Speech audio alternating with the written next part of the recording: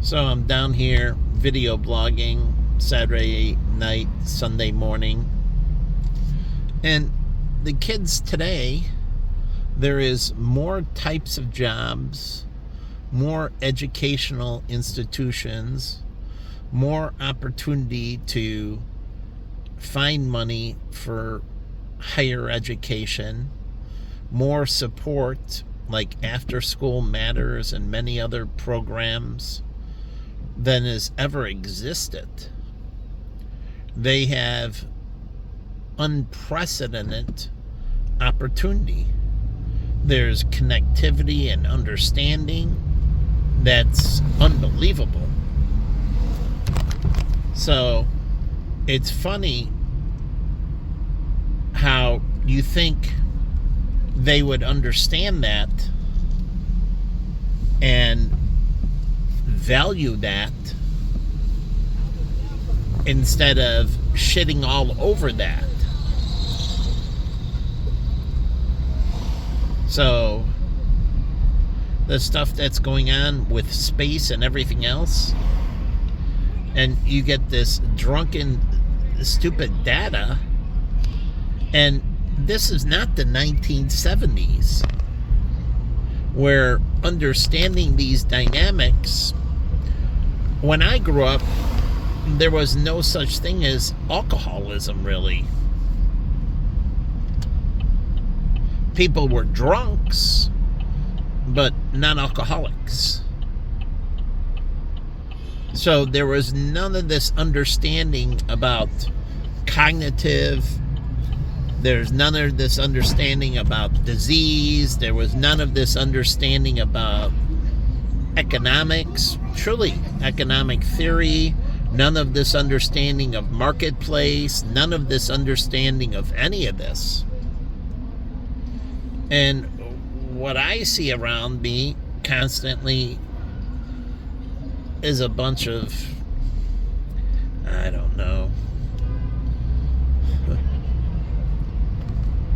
dumb motherfuckers, I guess.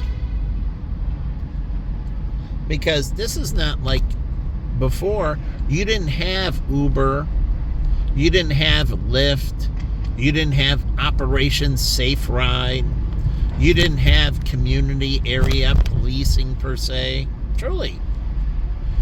You didn't have, the training that they have for private security or home detection systems or any of that. So it's kind of sickening at how satanic these kids are. I mean, truly, if you think about it, and I drive down here and look at this, this is the fucking piece of shit, unbelievably fucking pieces of filth. They just started a school lunch program when I was a kid. And do you know what they gave you? The same thing I ate when I was in prison in Arizona. A freaking bologna sandwich with a piece of butter on it and 2 white pieces of bread, a piece of fruit, and a chip. And then you had a beverage, which we had milk. They had no idea about dietary requirements or anything else. So here is a highly informed generation, right? They say the millennium is the most educated generation ever, and that Gen Z behind it is even more educated. So if they're so fucking smart, why are they so fucking dumb? Because I guess they don't have any wisdom. Because knowledge doesn't do you shit without wisdom.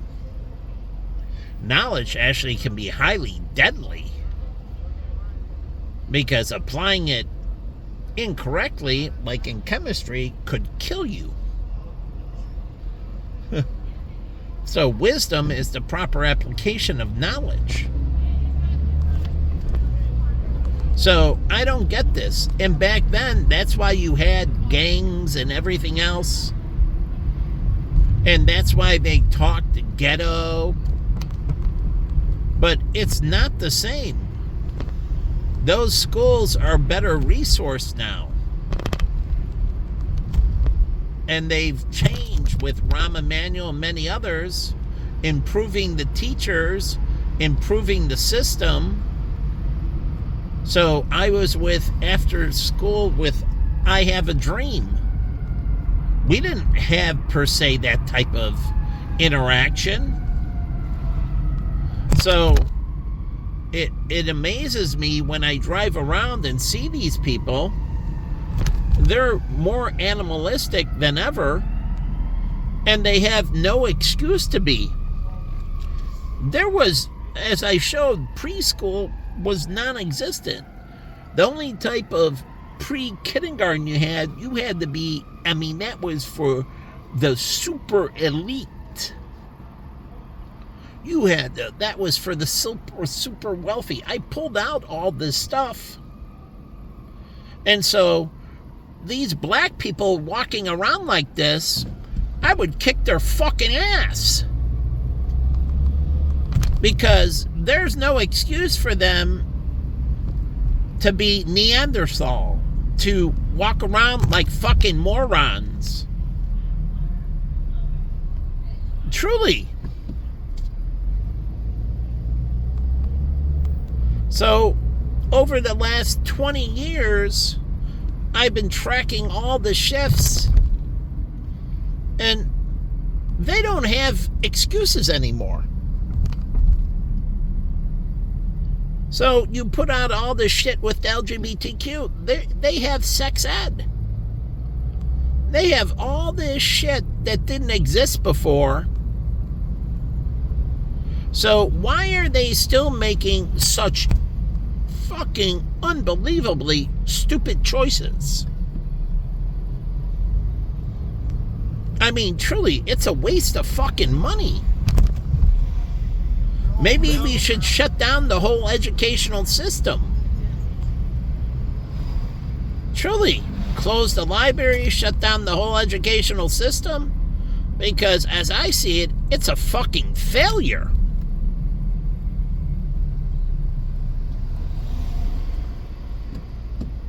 Because there's no excuse for any of this shit. They keep on acting like this is back when Cabrini Green and the Robert Taylor homes, and we had all this corruption in that. That doesn't exist anymore. Mayor Daley went away, and Rahm Emanuel came in, and he cleaned up. So the shit that was in the past, it doesn't exist anymore. So they walk around like they're in a fucking time warp, where it's perpetual 1970 bullshit. That was 56 years ago, almost 60 years ago. We don't live in that environment anymore.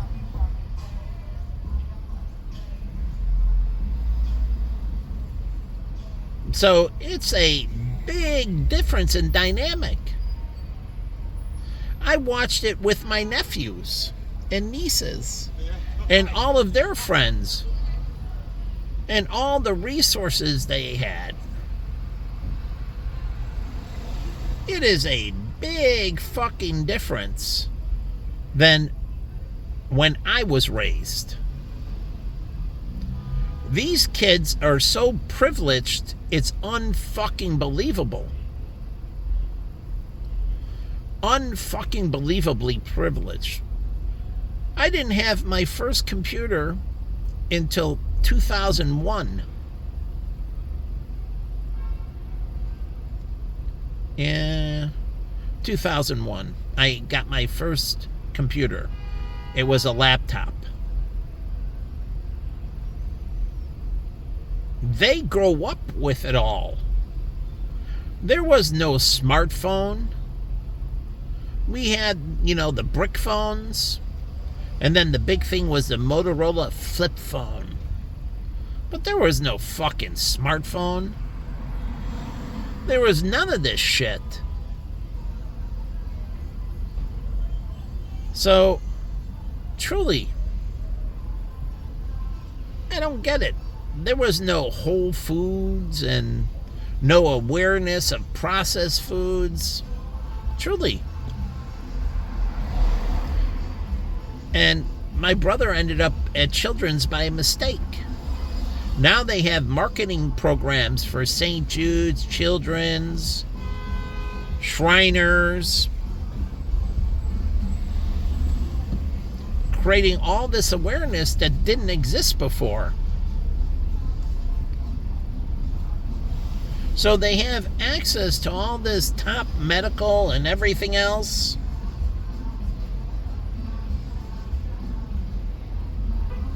And somehow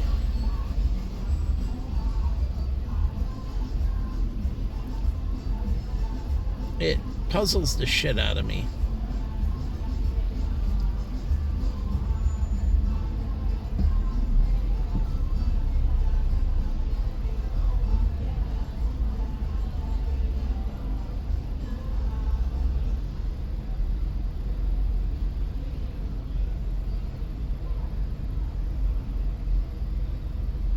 Okay.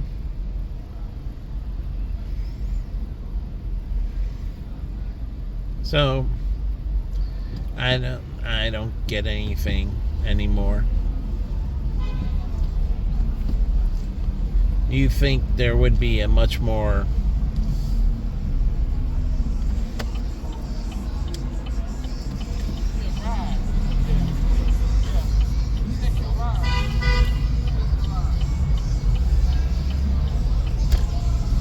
we didn't even have the understanding of dyslexia or any of these learning things. And there's so many avenues, but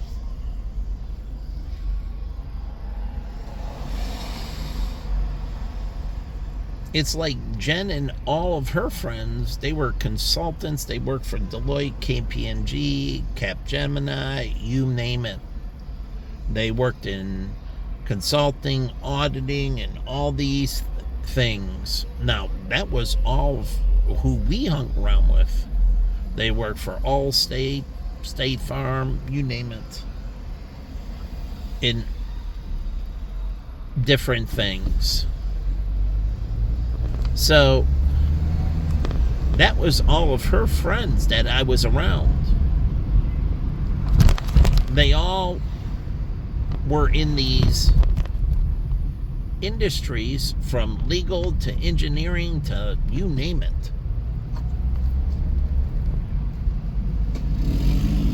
So all these people working for Google and Microsoft and Apple and Samsung and LG and Verizon and T-Mobile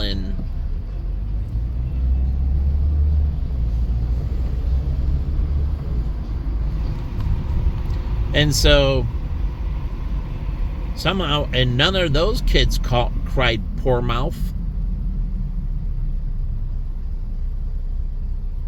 Not a single one of Jen's friends cried poor mouth. They were all doing economically fine. Mia purchased her condo. Christine purchased hers. Obviously, Jen purchased hers. Jay had his. Every single one of them were buying or leasing incredibly nice places. It's just like I was around Jimmy, with Jimmy's friend, Jimmy, Susan, and all of them. Again, none of them were crying poor mouth.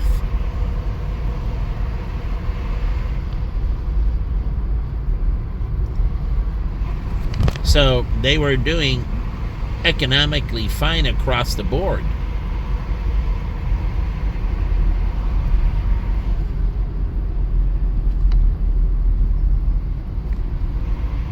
So I'm kind of confused. Things are better than they've ever been. Literally, than they've ever been. We've had the strongest job market since the downturn, and it's going on 20 years. And the job market's just getting stronger. I don't care what the news says. Truly, their analytics, my analytics are way better than their analytics. Because of international trade and everything else, the job market is just getting exponentially stronger with all the space programs, all the seed programs. We have more types of jobs and more jobs than we've ever had before. And it's just growing. Why do you think we're in a global labor shortage? Literally every single country in the world is in a labor shortage. Period. So 200 plus countries in the world are short physical labor.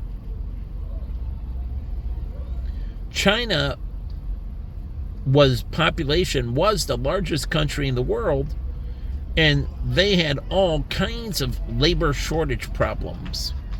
And they were implementing automation.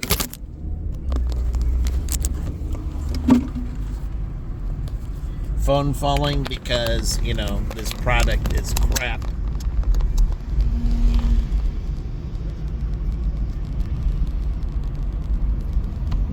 And they're implementing, surely a long time ago, they had all this inflation and they needed to implement automation to keep down and add trading partners and do better with things to, keep down inflation in China. And finally, India has turned the corner substantially with Mobi. And it's not India of the old. Actually, India is becoming a juggernaut. And now they're trying to retain all their top talent and even become a further juggernaut. So that's 3 billion people right there. And that means that drives lots of consumption. Because overall, they're doing better than ever before.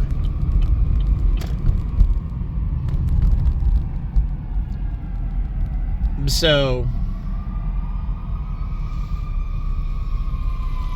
I don't understand, looking at these kids. You think they would be more sophisticated since they're the most educated in the history of, mankind. Literally, the most educated in the history of mankind.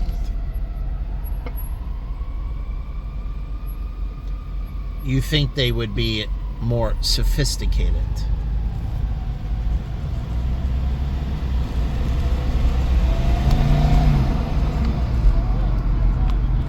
Because usually with sophistication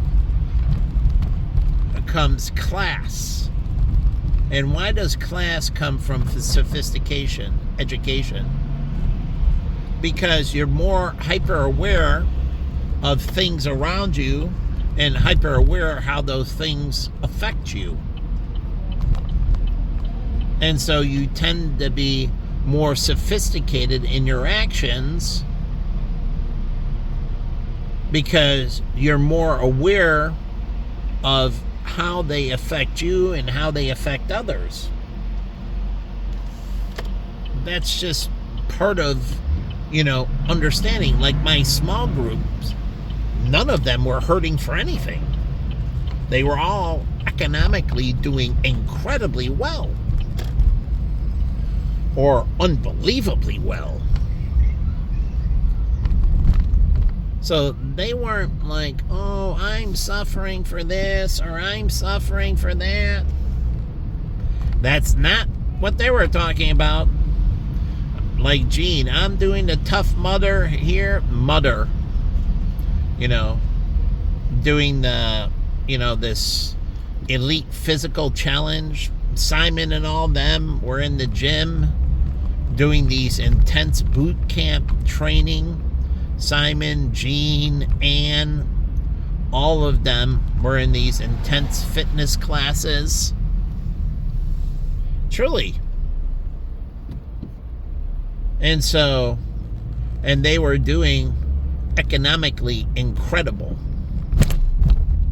And their economics weren't worsening. They were just getting exponentially better. Now, Simon got some of his scanned amount of money, but his practice were thriving. All his shit was thriving.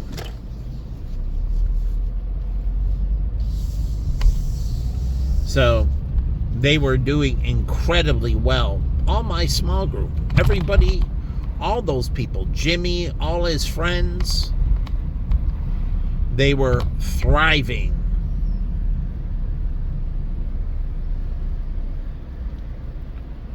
So none of them were crying poor mouth. Here, I'm at the Peninsula. I went here with Jen. Jen's been here more than I have. Oh yeah, look at Jen. Economically thriving.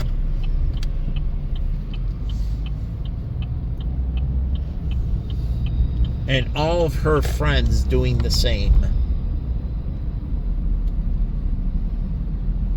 Don't get left in the wake. Yep, that's what they said. Don't get left behind. Don't be an airhead.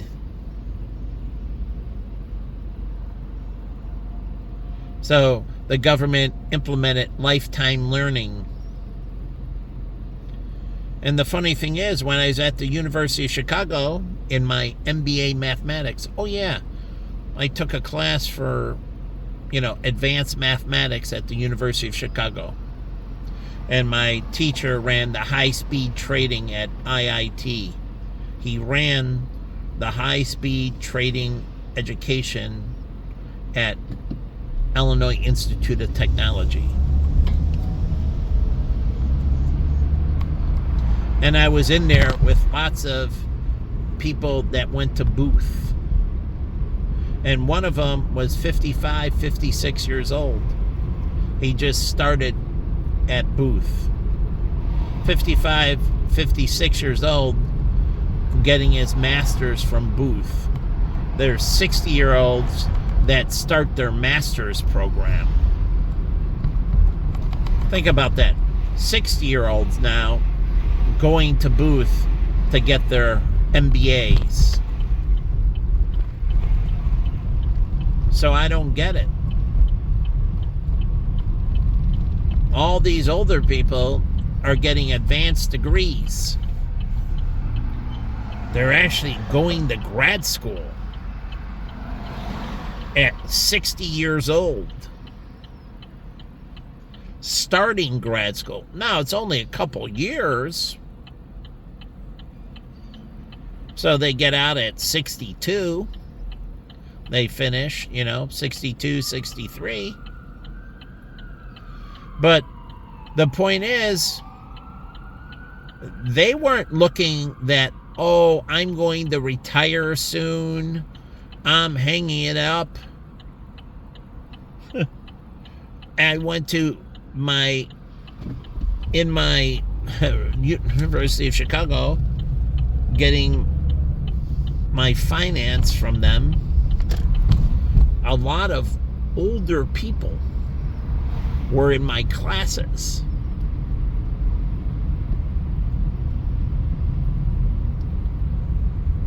So, again, these people in their late 50s, in their 60s, they weren't looking to cash it in. They weren't looking to head towards retirement.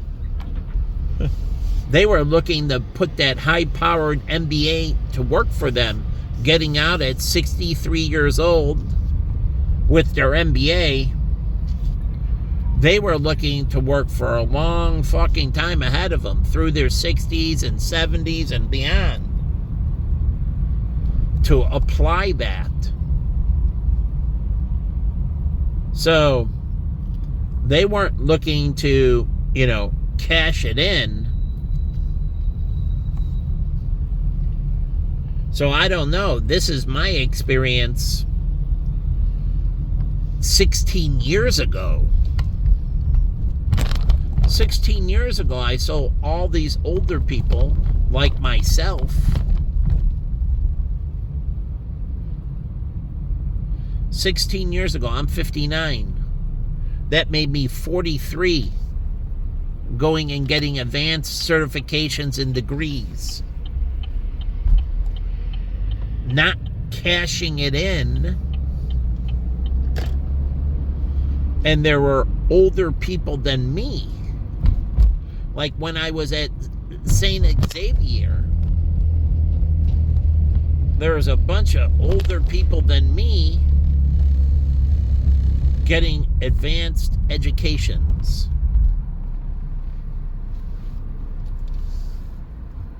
So I don't know. That's what I saw 16, 19 years ago.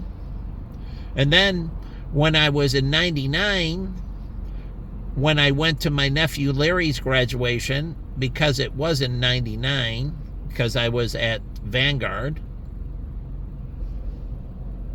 there was a 60-year-old woman who just graduated with her undergrad degree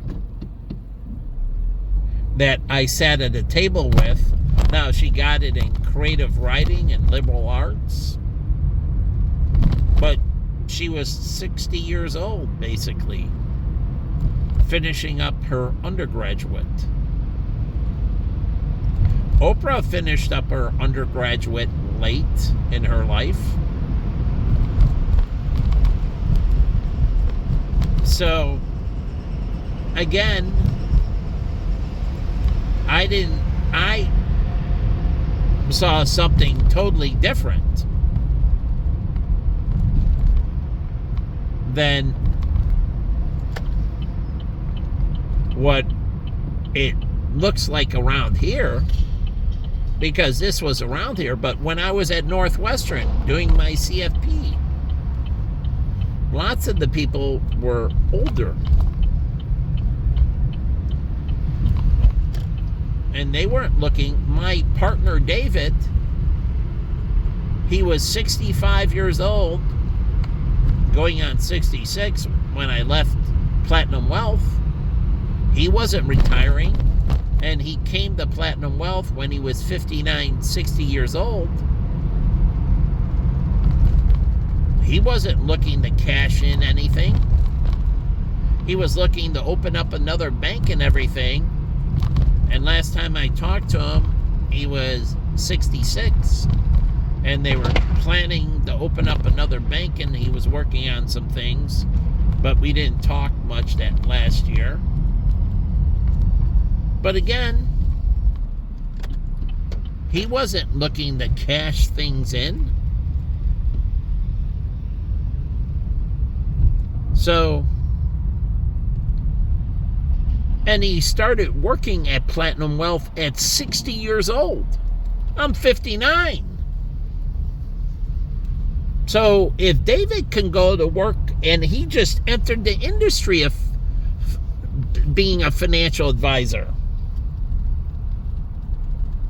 So again, he just entered the industry being a financial advisor at 60 years old. I'm not 60 yet. He entered the industry at 60.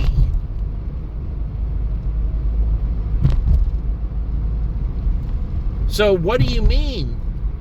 I worked around these people that were entering the industry at 60 years old.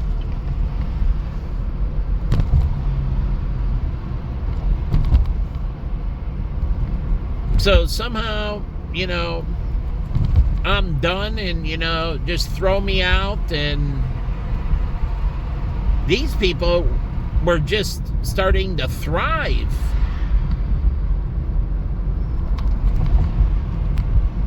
So I see a different world than I see now, because I'm not in that loop anymore. But these people weren't. These people were all in their late 50s, in their 60s. And Raymond Lee, I met with him. He was in his 60s, going towards his 70s. And he owns an import-export business. And I met him at his business, and he wasn't looking to retire. He was looking to expand his import-export business. So, some reason that it works for all these people, but, not for me. I'm cut out of all that. My mom, she worked throughout her 60s and 70s. My mother worked throughout her 60s and 70s into her 80s. Now, she nannied and babysat, but she worked throughout her 60s and 70s into her 80s.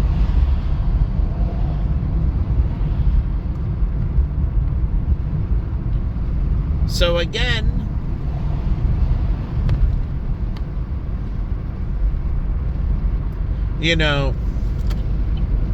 and then I see the Beatles, not the Beatles, Paul McCartney, and many others still going in concerts, and they're much older than me. And Mick Jagger and many of the others. And they're still thriving.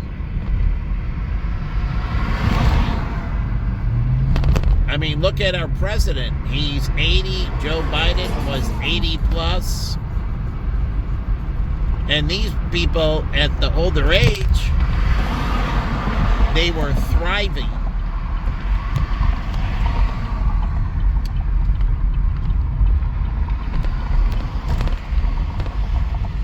So again, and all these people, 80, 90, Warren Buffett, Charlie Munger worked to 99. Warren Buffett is headed that way. He'll probably work past 100.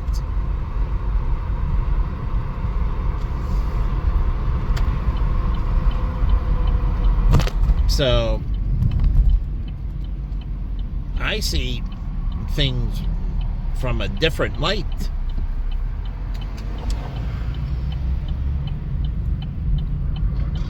So you keep things saying that I'm worn up and washed up and so on. Really? I don't know. I think I keep on putting out cutting edge shit. I think I put out more cutting edge shit than anyone.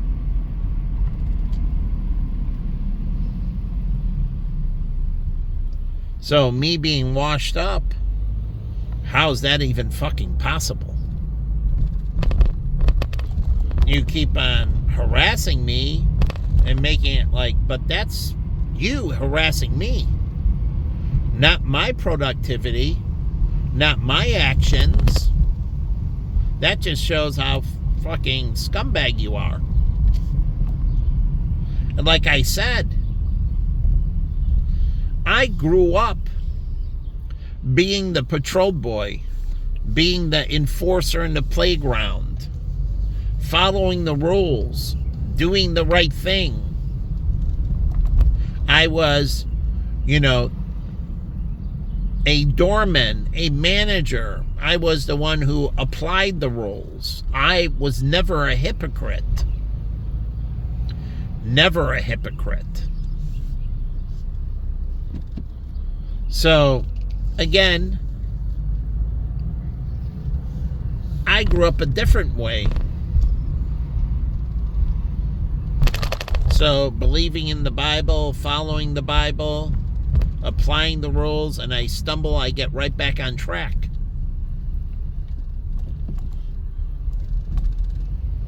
So, again, being a patrol boy, what does that enforce? People crossing at the crosswalk and doing the right things. So I used to teach small group, Bible study. That's back with Jen. And then I taught children's ministry for church and many other things. So again, this is a neighborhood I used to live in. I just come down because I think of the time I had down here. That was so precious to me. This could be anywhere, anything. It was the time together that mattered. And the funny thing is, I'm going to tell you, it really does make a difference who you run with. And I can't emphasize that enough.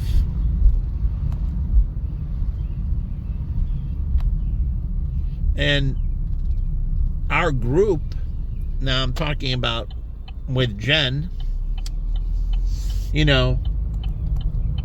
because we would have stayed together and things would have happened even better for all of us.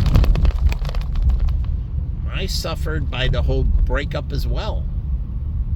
But I believed everybody underachieved where they should have been. Where they are is nowhere where they would have been. I think they underachieved. I was thinking about Erica. And yeah, she owns the store in that, but she owned the store back then. She could have went to greater heights, and she would have, I think, would have had a good marriage and had a good husband and not been a single mom.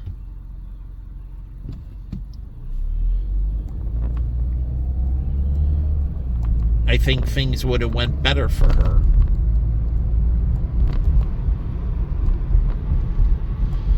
But again, when things shift, yeah, things can shift for the better. But I think the separation caused things shifting for the worse. Things ending up where they shouldn't be. Not where they should be.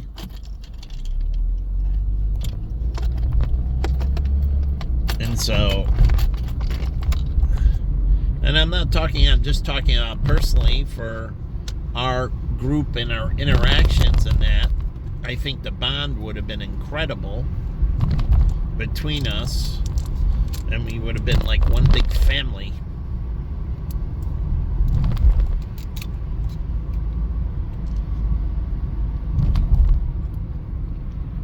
But that got all broken up.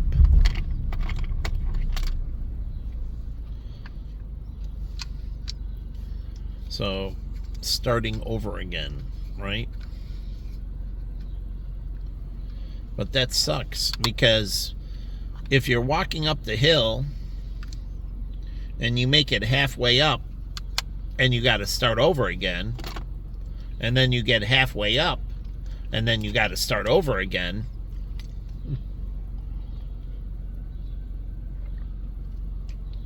you never make it up the hill, do you? The point of building on things, isn't that what we're supposed to be doing? Building on things and moving to a brighter future?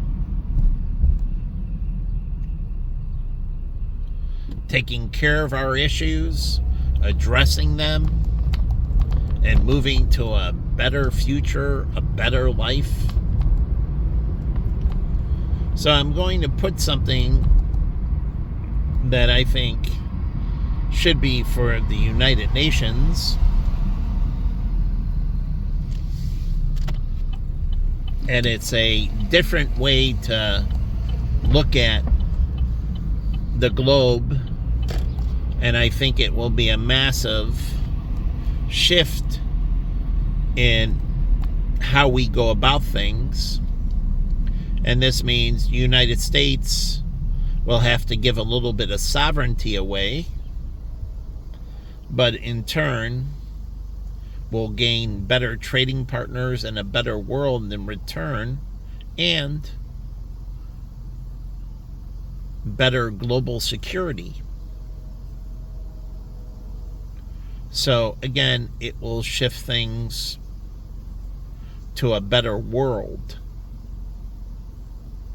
And it will basically change things fundamentally at the United Nations and how they go about handling conflict and everything. So I think it'll be a better thing. But again,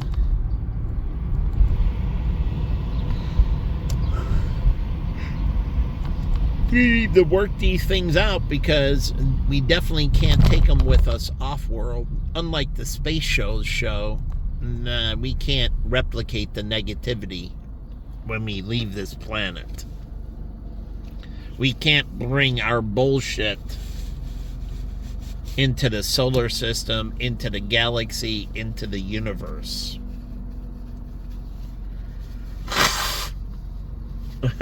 We need to be coming in peace and preserving its pristine, not coming in conflict. So we need to move in a proper direction.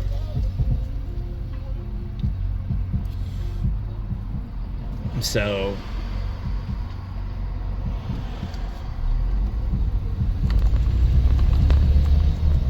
I definitely won't be bringing,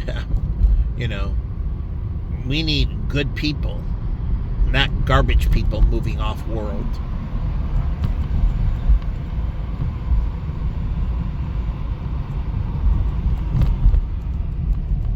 So again, it's like coming down here. Every time I come down here now, I think of what shitbags black people are. Because all the homeless shelters I worked in, it was majority black people. I never see Asian people. And nor do I want to see an Asian person. And I very minimally saw white people. But talk about negative PR.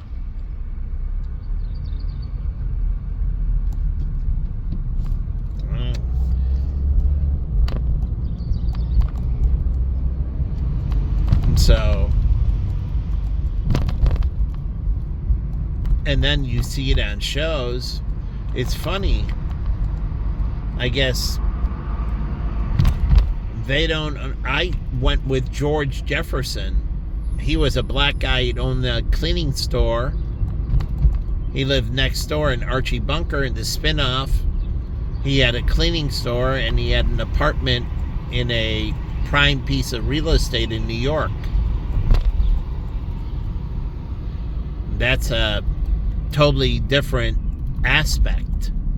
And then the one show with the girls in the private school, I forget the black girl who was in the private school,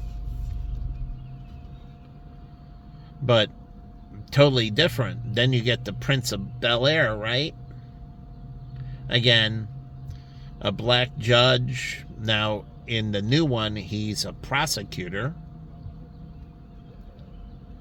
But in the original, he's a judge. And it's the Prince of Bel-Air.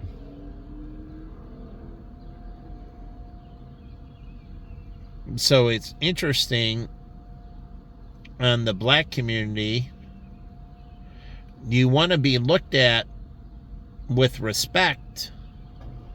But when I see this, how can I look at you with respect? You reap what you sow. An eye for an eye, karma. So if you project this horrible thing, just like Chinatown here, I mean, if I was a Chinese coming from Shanghai or somewhere, or Hong Kong, and I look at this and they say, America, the richest nation in the world, I'd be like, wow, you're the richest nation in the world. That means you have a lot of resources, right? And I'm like, you must be some shitty fucking Chinese. Truly. I'll go through here, but if I was coming in and I saw this, I'd be like, wow. You're supposed to be like, the American, Chinese, and the numbers and everything. And then I come down here and I see this. I'm like, wow, you're pretty much the shitbag American Chinese. Right? Because I went in here, and when I got involved in the chamber, because I was part of the Chinatown Chamber, and talking about revitalization and cleaning up this,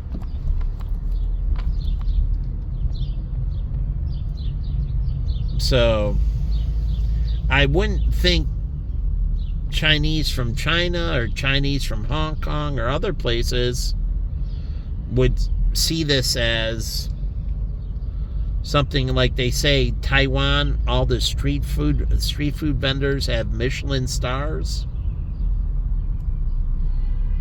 And they see the trash overflowing and the place unkept.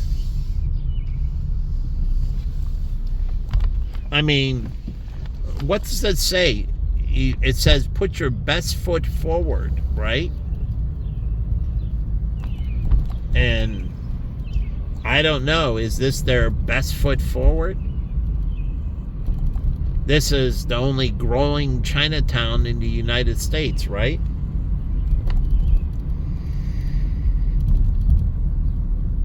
And again, I keep on hoping it changes its image, because it surely drags the shit down of Chicago.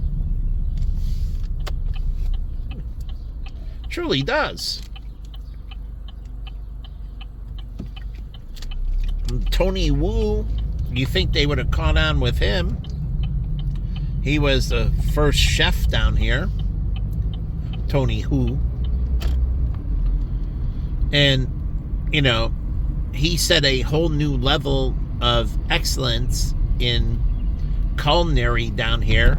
And then I used to work with Castle, the Chinese American Service League, and I brought them resources and everything to build out their culinary program. They have a culinary program. And so I was working through Castle, the Chinese American Service League, the Chinatown Chamber, and the Chinese church here, trying to build out this community, move it towards excellence. And I helped getting resources and everything for them to help build it out. So, I don't know. What are we saying to the other, 1.5, 1.6 billion Chinese that come to America and live in the ghetto? Yep, the Chinese Christian Union Church.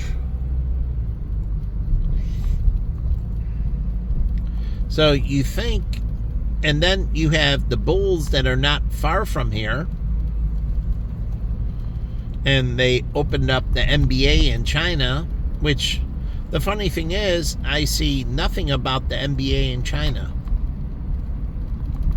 I don't hear anything about it. My girl Shannon went over there. She was a former cheerleader, and she went over there to help expand it. And I never hear about the NBA in China. Why do I never hear about the NBA in China? It was really big, their expansion in China.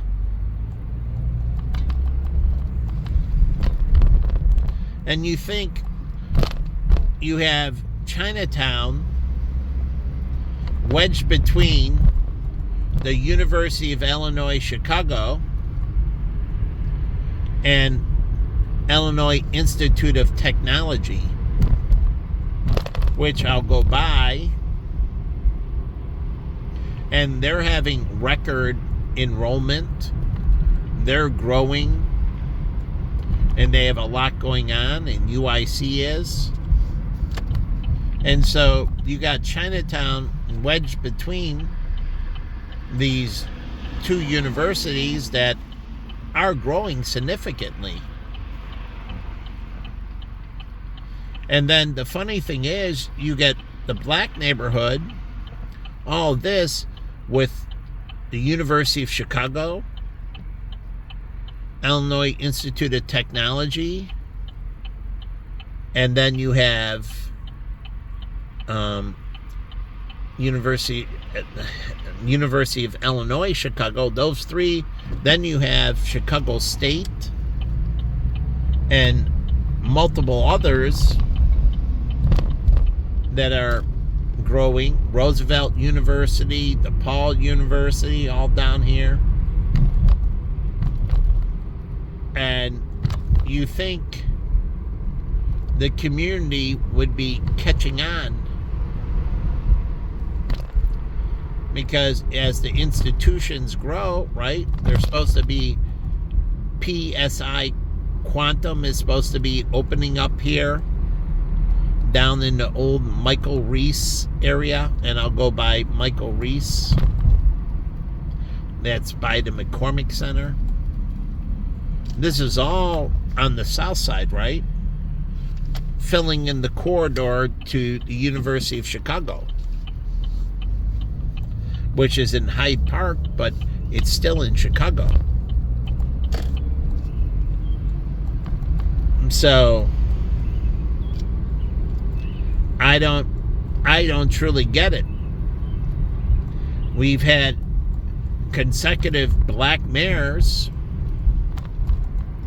You think they would be educating the community? Surely. But I'm going to swing over by Michael Reese. And then I got to head home. It's almost 4:20 in the morning.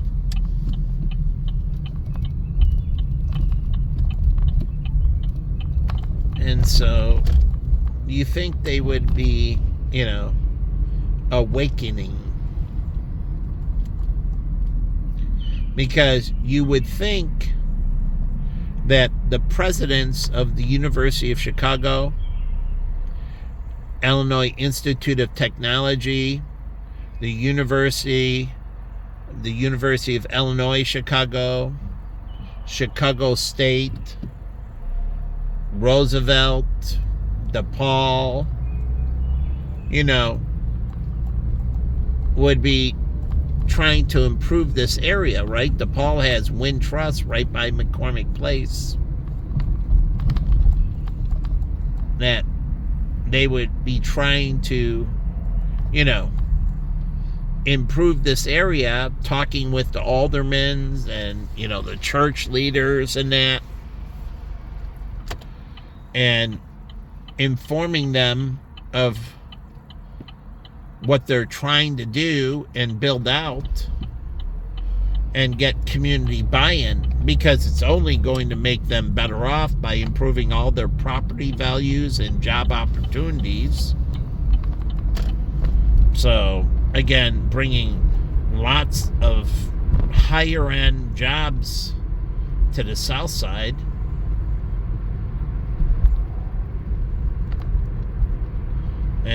incredible opportunity. So I don't get it why the Urban League and other, operations like, okay, Operation Push. You think they would be all behind, this improvement.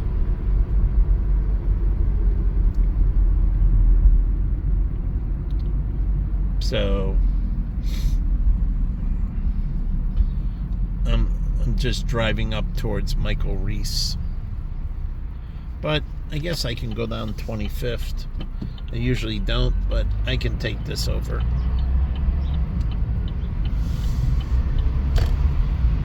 It's an easier way to go.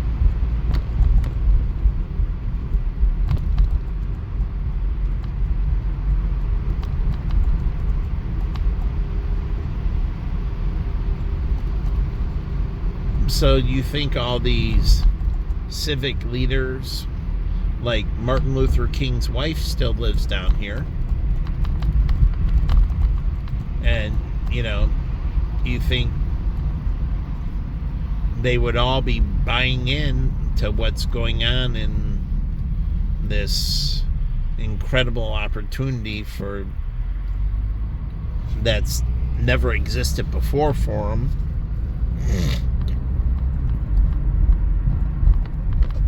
To make this something significant.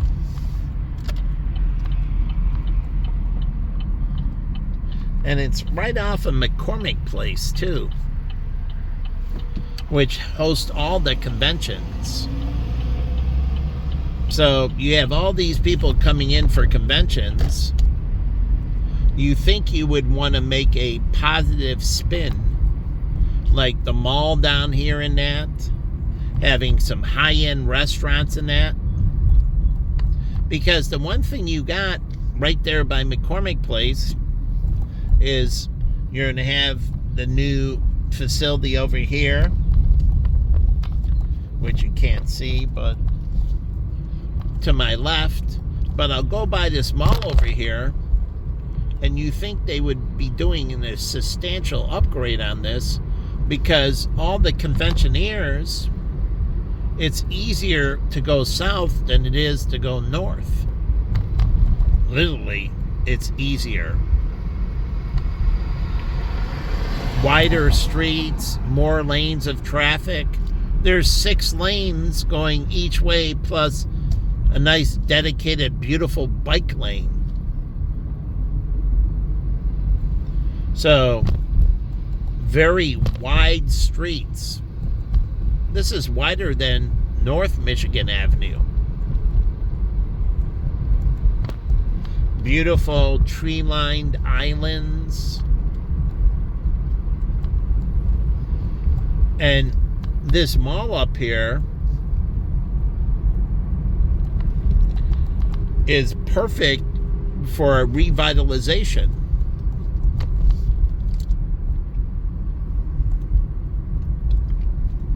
Because you go up here, on the other side, it's not too far from the University of Chicago.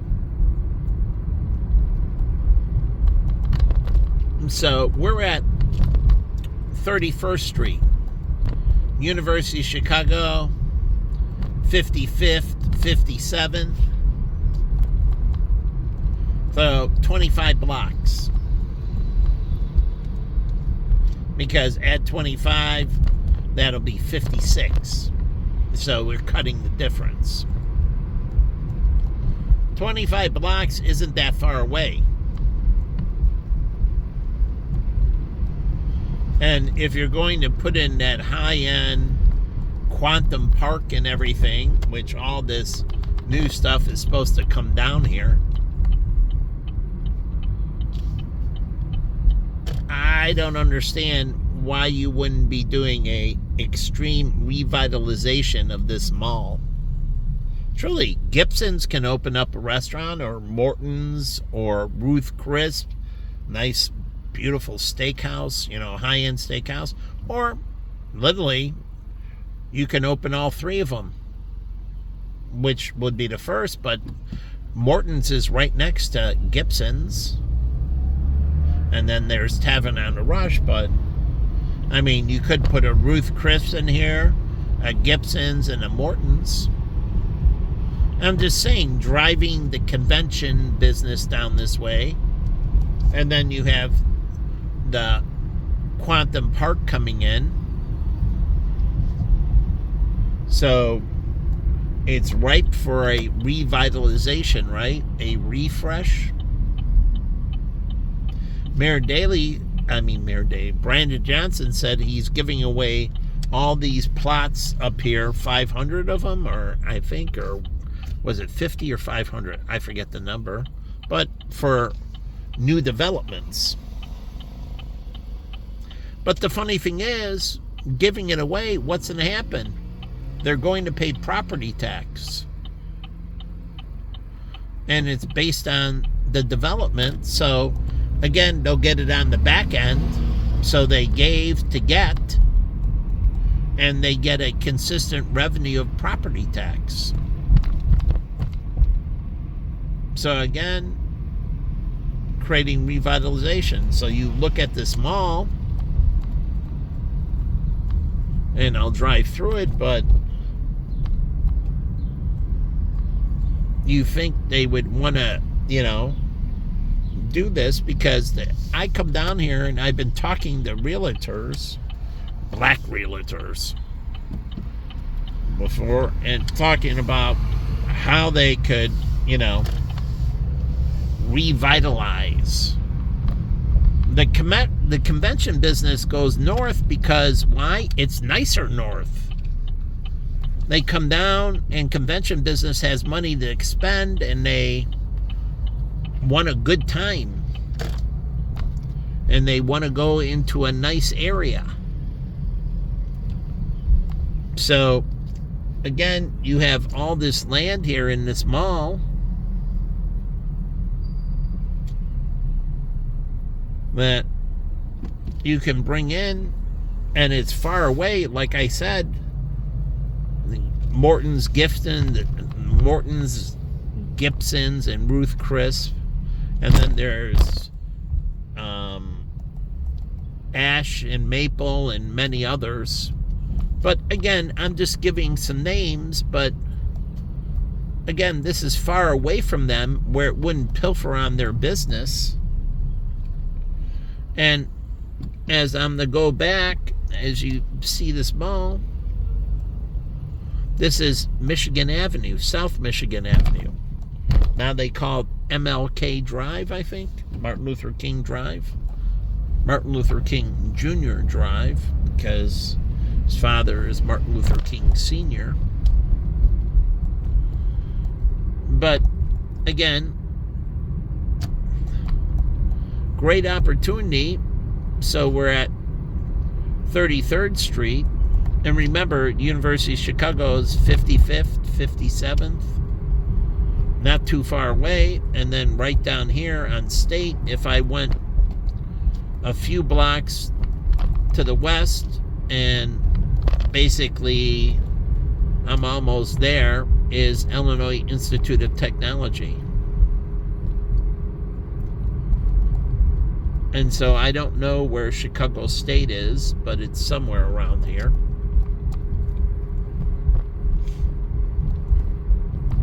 But again, I don't understand. I mean, this is a beautiful street. It's beautifully tree-lined. It's very tranquil. It's very peaceful. Truly, an opportunity to be an incredible community. And it's only a few blocks from the lakefront. So it's a beautiful area. Frank Lloyd Wright, all his houses are down this way, out towards Oak Brook. He's on the south side towards Oak Brook. So again, there's opportunity, but then I go see the black bums and everything. I'm like, I don't understand why the community's not taking care of it. I work with Urban Ministries and Pacific Gardens and Salvation Army and PADS and then these other shelters as well. I forget their name, through Colleen. And so it was all to move people off the streets and get them housing and get them an opportunity. So, I mean, just take in the view. And we got a local union 134. And I don't know what type of union it is. Plumbing, engineering, there's all kinds of different trades. So it's very peaceful and quiet, and McDonald's has a big play. Here's Michael Reese. McDonald's could float the build out itself. Truly, the black business owners, McDonald's black business owners, they could float the business. They can go to the parent, McDonald's, and do a joint issue with them and create a blue-green bond, because it's on the lakefront, so they'd have to do stuff with the waterways and that. But the green bond is if they do everything green construction, LEED construction, energy efficiency, all the different materials and so on that have to be certified. But if they do, the parent company could issue, McDonald's Corporation, through McDonald's business, McDonald's franchisees, here's McCormick Center, could issue, and I'll put it on Tumblr, but they could issue a blue-green bond revitalization through the Black Business Owners Association of McDonald's. And I'll pull it up. But truly, and the parent can do the backing and issuing, the syndication. So this is McCormick Center. And you got a beautiful Hyatt Hotel. There's Hyatt and Hilton and Marriott. Oh my. So the big three and the restaurant show. So the National Restaurant Association show.